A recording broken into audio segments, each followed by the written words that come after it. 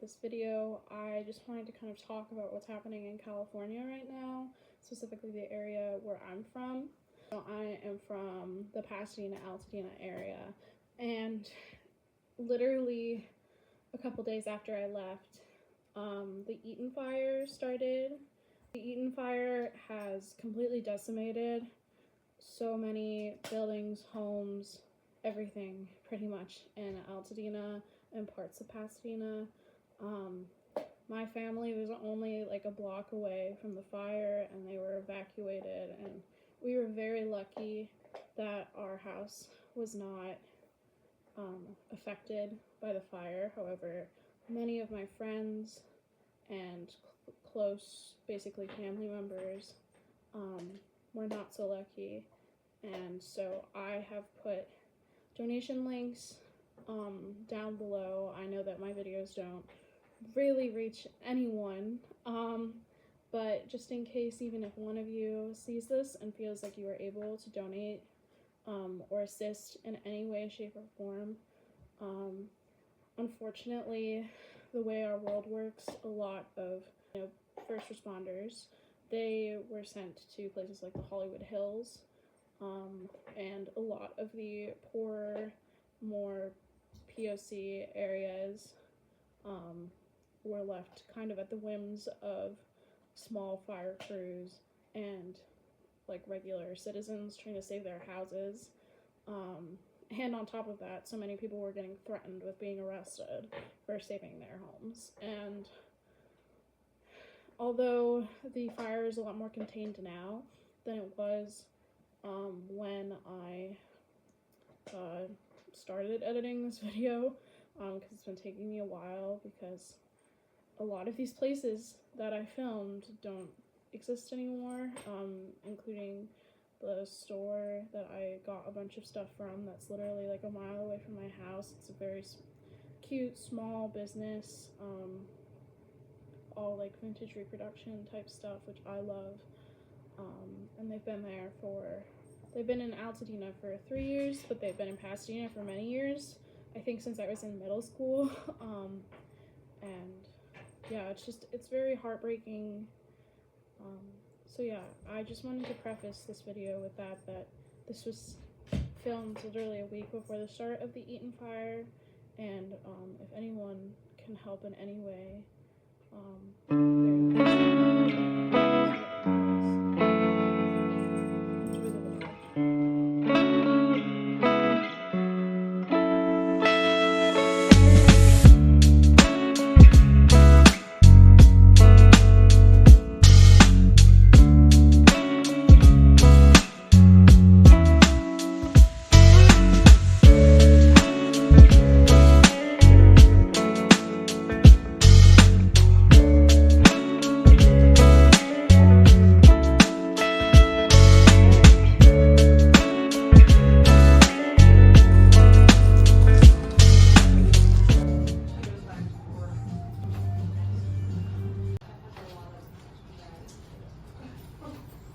So we are about to go see Once Upon a Mattress with Sutton Foster at the Ahmanson.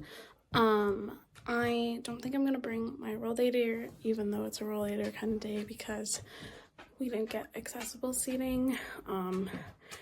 So I just don't want to cause consternation, and also Flynn is not gonna come because he's just a little too young to sit through a show, and I want to focus on the show and Sutton Foster and not him, so he's gonna stay here and take a nap. I'm sorry, you can't come with, baby. Oh yeah, also this is his mess. He destroyed the arm on his bed that he's on with tots.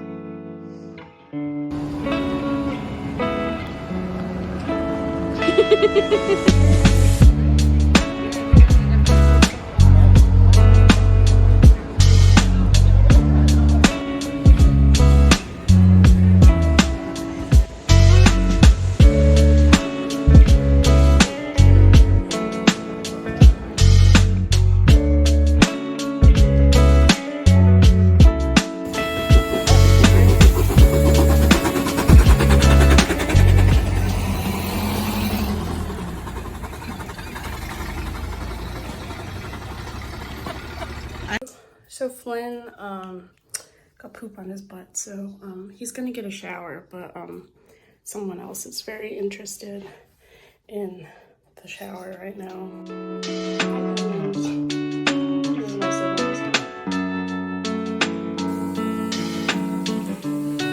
Bathing the Flynn.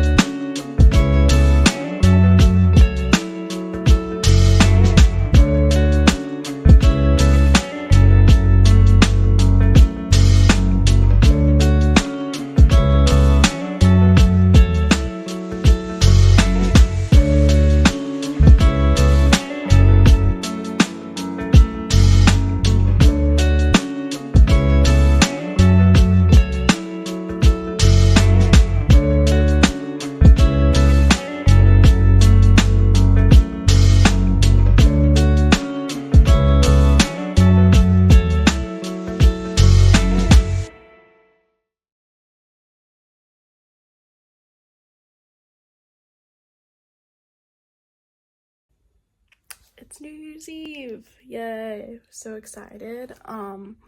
Today is gonna be pretty chill until the evening, and then we're gonna go next door and party with some neighbors. Right now I'm just editing.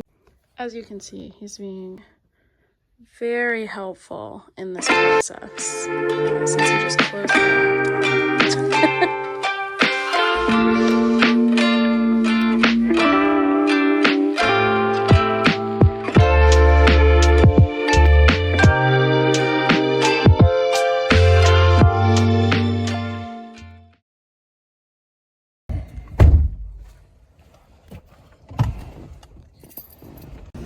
So we made it through TSA and to our gate.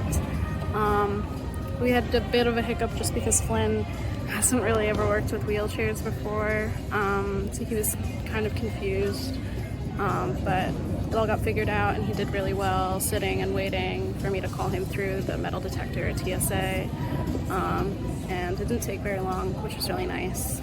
So yeah, now we're just chilling. In theory, my cousin is also flying out of the same terminal 20 minutes before me, so we might see her, but otherwise we're just gonna chill. It's currently 6:08 and our flight starts boarding at 7:55, so we got some time to hang out, let my heart rate get back down. But yeah, he did really good. Now he's just chewing.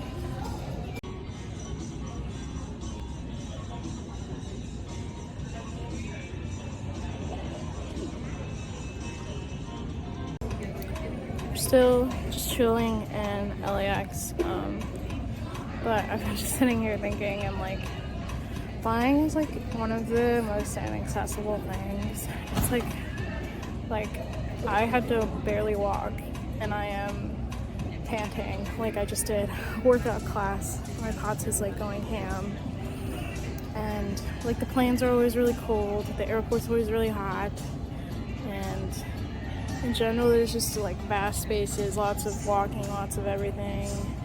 I don't know. It's just like one of those things that's like so inaccessible for so many reasons. And my POTS is flaring up so bad. And Flynn's wiggling on the ground right now. But yeah, I don't know. I can't really think straight, but it's exhausting traveling. And I know it sucks for everyone, but it especially sucks when you're disabled. Flynn just used the pet relief area. I'm excited because last trip he didn't do that at all.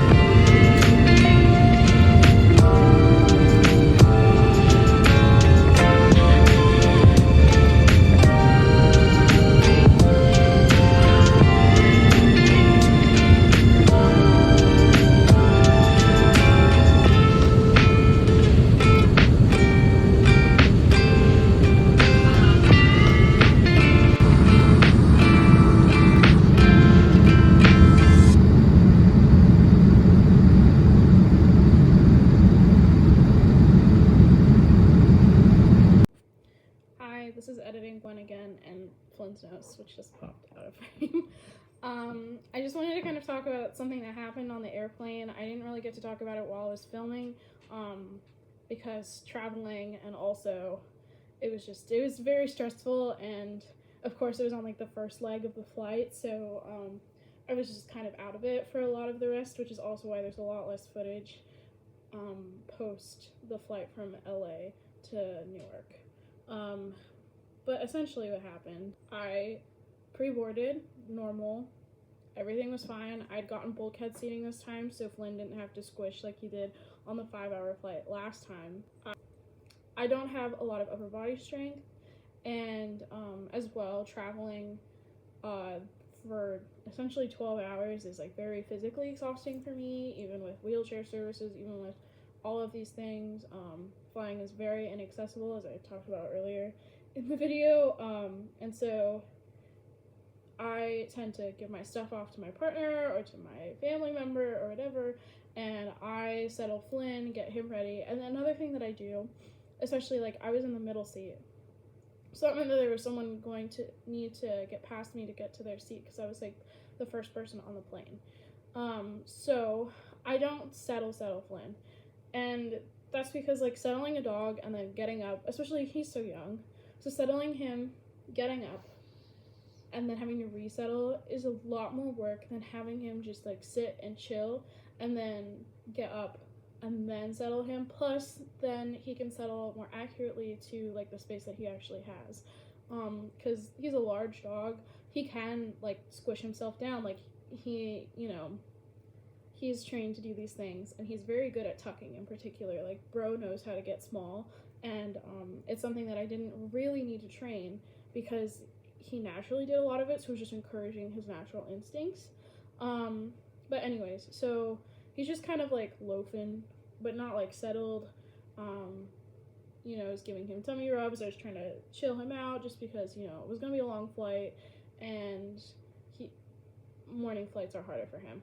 Anyways, so we sit down where I was getting my stuff in the overhead, and I just kind of told Flynn to go fill in, you know, like get out of the aisle, you know, because that way he's like, you know, one, people aren't going to try and pet him. There were people behind us. I was trying to move as quickly as possible. It was very stressful already because they didn't give us enough of like pre-board. They let like, you know, the other people in like right after us, which makes pre-board not pre-boarding. It's not pre-boarding if you're just letting the next group right after. It is just boarding with and disabled people being first, which honestly puts a lot more stress on us. But anyways, and this couple is behind me, and after a very confusing like, oh, are you here, whatever, they were like, oh yeah, like you are in between us, as in like they're married, they're sitting on either side of me, and I'm in the middle. And this is where it starts to get weird and stressful. Essentially, they seem to have some issue with sitting next to Flynn. I was confused because she kept saying that like he was too big and like this was an issue, but he was just chilling, and I had offered to, you know, like I will, you know, I can get out and let you in, and then I'll sit down, and then you sit down, and he'll settle right in at my feet. Like he's very good at, you know, he's trained to do this. He's very good at getting small and like only taking up the space that he's provided, you know. I was trying to explain all of these things, and they just kept being like, oh no, and like in a very big like tizzy about the whole thing, and it was really starting to stress me out. I started like basically shutting down, and it's annoying because I think retrospectively, one, if I hadn't been flying by myself, or if I just like had more courage and the ability to actually like advocate for myself, I think the situation would have gone a lot more different. But I was not in the headspace to deal with this. It was the beginning of a very long travel day that had already started like 4 hours before. Anyways, the wife stayed at our row, but she was kind of standing like half in the aisle, half not in her seat, but like the row over. And the husband went back up to go find a flight attendant, and he kept like coming back and being like, I talked to the how are you doing, blah blah blah, I'm gonna go back now. And it also seemed like they were on this plane with like other family members. There was a lot of people coming to check in on them, and I was just there by myself, and it was really stressful. And it started to seem less like Flynn was the issue and more like they were using him as like a means to an end. So I kind of figured out that it was less about Flynn and more that they had assumed that nobody would want the middle seat on this not fully booked flight. But because I have a service dog, I requested to be moved to bulkhead seating. And I think they were a little bit butthurt about this and not having a whole row to themselves. So they ended up causing a hissy fit. They were like continually blocking the aisles and doing all these things. And then other people around them as well that like didn't seem to know them at all were also like very much on their side of this, which was also really stressing me out. I had lost the ability to talk. I was just kind of in my head panicking. I started texting my partner and telling them what was going on. And it just seemed very much like everyone was against me. Finally, because remember, I got on the plane first, and this is a huge plane, so even though it wasn't full, it was one of the 3x3x3 planes, so there were a ton of people on this flight, and we were near the front. So they were blocking space, and everyone was walking past us and looking at us, and it was so uncomfortable. It was literally the most uncomfortable I've ever been in a situation. Finally, the flight attendant comes over, and now that everyone's been seated, she can kind of like move people around. So instead of moving me, she moved them. And so essentially what happened is I got moved to the window seat, and then Flynn and I got the window seat and the middle seat.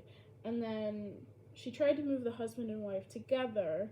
And this is where I really started to get the sense that they just didn't want someone like sitting in between them, and they didn't account for the fact that like I had a service dog and he was gonna take up even more extra space, so they really weren't gonna get like their extra like whole row to themselves type situation.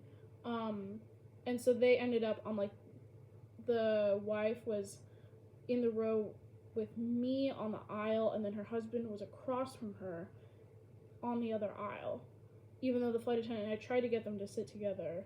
And it was just a really weird situation. And then after all of that, the wife started to tried to make small talk with me, and I was just, it was very uncomfortable.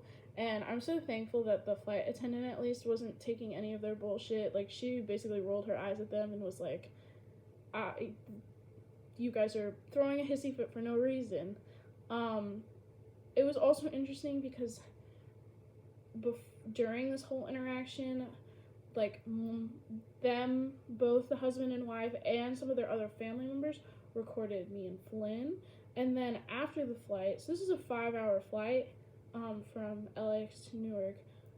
I don't know if you've ever been in the Newark airport, but the service dog relief area is so far away from like most of the gates, and it's almost impossible to get to. Flynn and I were trying to book it to the service dog relief area, and he didn't quite make it because it was so far and it had been such a long flight.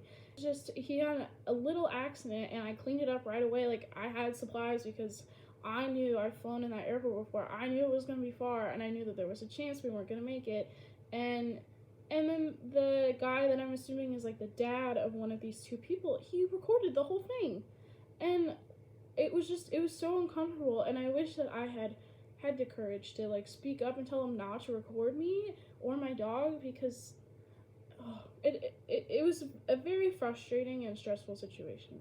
But yeah, anyways, continuing with the end of this video. Sorry about the long-winded explanation.